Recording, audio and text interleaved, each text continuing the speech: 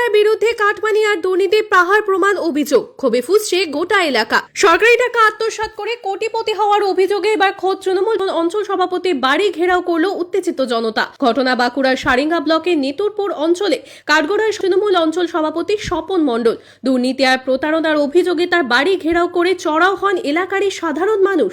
স্থানীয়দের অভিযোগ, দীর্ঘদিনে জঙ্গলমহলে উন্নয়নমূলক প্রকল্পের টাকা থেকে শুরু করে গরিব মানুষের মাথার ছাদ অর্থাৎ আবাস যোজনার ঘর পাইয়ে দেওয়ার নাম করেও চলেছে দেদার কাটমানি আর তোলাবাজি। বিক্ষোভকারীদের বক্তব্য, জনগণের টাকা লুট করে আজ উনি বিশাল সম্পত্তির মালিক হয়েছেন। জঙ্গলের টাকা, আবাসের টাকা সব খেয়ে নিয়েছেন।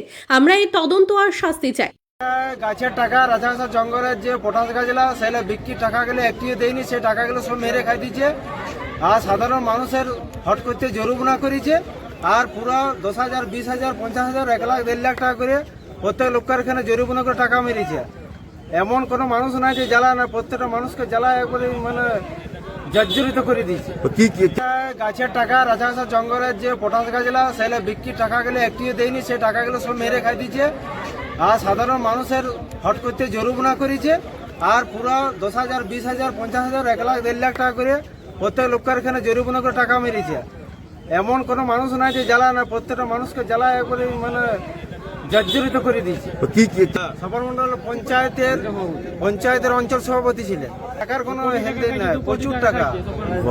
আর এই যে বাঁকুড়া জায়গা কিনেছে, খাতড়ায় কিনেছে, এইখানটা এই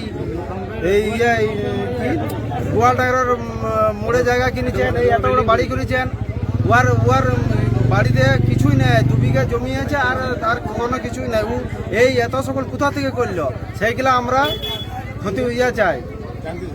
সাধারণ মানুষের রক্ত জল করা ট্যাক্সের টাকায় কিভাবে একজন অঞ্চল সভাপতি বিপুল সম্পত্তির মালিক হয়ে উঠেছেন তা নিয়ে এখন উঠছে বড়সড় প্রশ্ন। পরিস্থিতি এতটাই হাতের বাইরে চলে যায় যে এলাকায় বিশাল পুলিশ বাহিনী মোতায়েন করতে হয়। যদিও এই চুরির অভিযোগ নিয়ে অভিযুক্ত তৃণমূল নেতা স্বপন মণ্ডলের কোনো প্রতিক্রিয়া পাওয়া যায়নি, কিন্তু প্রশ্ন উঠছে, গরিবের টাকা লুটের এই খেলা আর কতদিন চলবে? প্রশাসন কি আদৌ কোনো ব্যবস্থা নেবে, নাকি বরাবরের মতোই ধামাচাপা পড়ে যাবে তৃণমূলের এই কেলেঙ্কারি? স্বপন মণ্ডল মানে সমস্ত ডিপার্টমেন্ট, স্বাস্থ্য, শিক্ষা, রাস্তাঘাট, গাছ, জঙ্গলের গাছ, সমস্ত সম্পদের কাটমানি নিয়ে এক বৃহৎ অঙ্কের টাকার মালিক হয়েছে বর্তমানে। তার হয়তো পৈতৃক সম্পত্তি 2.5 থেকে 3 বিঘা জমি আছে।